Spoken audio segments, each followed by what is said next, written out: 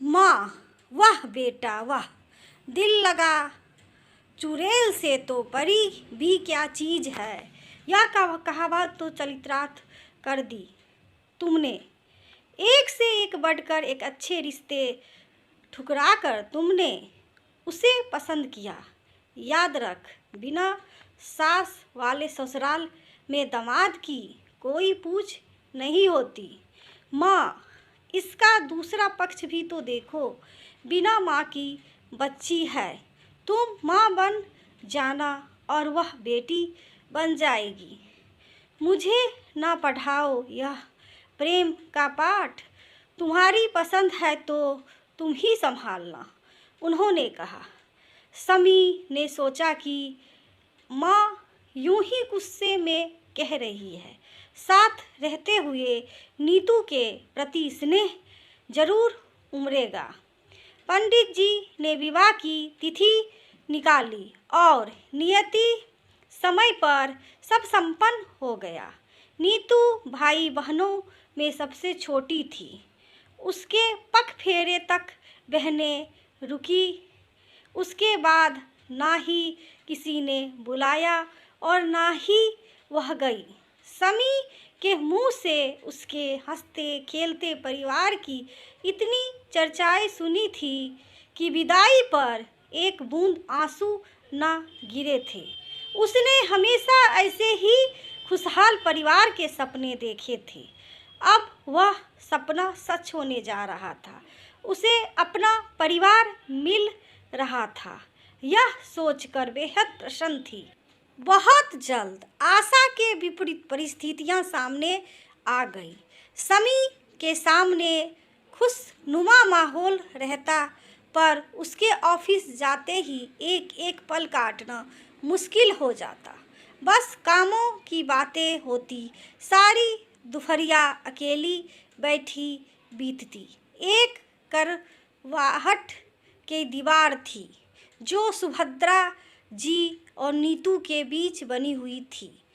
मुंह खोलती तो बस विरोध जताने के लिए, भले ही मुद्दे अलग अलग होते।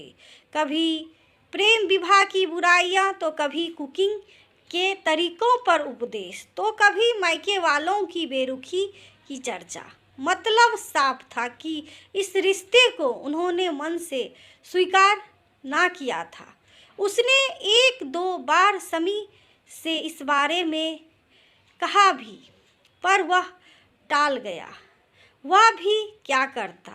इस शादी के लिए घर वालों को मनाने में ही उसकी सारी ऊर्जा निकल गई थी। दिन निकल रहे थे, पर दूरियां घटने का नाम ही नहीं ले रही थी।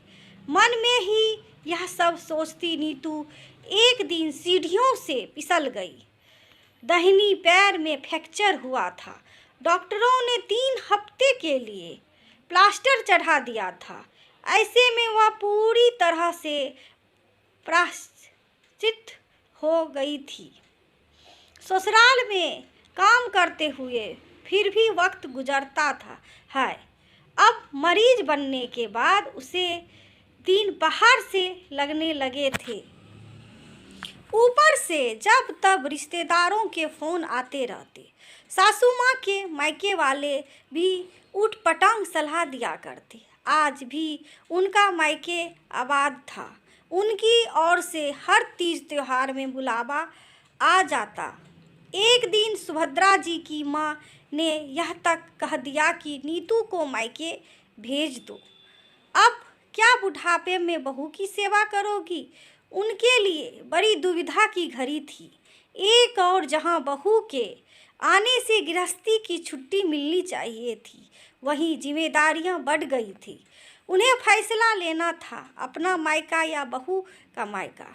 बहू की भोली सूरत आंखों में नाच गई। जब आज तक वह अपनी माँ से मिलने की ललक रखती है, तो भला नीतू के दिल पर क्या बीत रही होगी। दिल पसीज गया था। वह भी तो एक माँ है। उनकी बहू को माँ चाहिए, सास नहीं। आखिरकार उनके अंदर की सास को हराकर माँ की ममता जीत गई थी। अपनी माँ को फ़ोन मिलाया और कहा कि यह मेरी बहू का मायका है, वह यही आराम करेगी। जिसे मुझसे मिलने की उत्कंठा हो वह शौक से यहीं आ जाए, मेरी बहू के मायके में आप सबों का स्वागत है। उनके मुंह से यह सुनकर नीतू के आंखें भर आई। इसी ममता के लिए वह महीनों तड़पी थी। समी की बातें सच साबित हुई थी कि देखना एक दिन माँ भी तुझसे प्यार करने लगेगी। महीनों के अंत द्विता ने सुभद्रा जी को विराम मिला था और नीतू को अपनी माँ समी ने भी चैन की सांस ली थी। उसके विश्वास की जीत हुई थी। सबके हृदय में प्रेम ने घर बना लिया था। दोस्तों, ये कहानी आप सभी को कैसे लगी? यदि अच्छी लगी हो तो लाइक करिएगा, सब्सक्राइब करिएगा, शेयर ज़रूर करिएगा। दोस्तों, वीडियो देखने के लिए आप सभी दोस्तों का धन्यवाद। थैंक यू दोस्तों।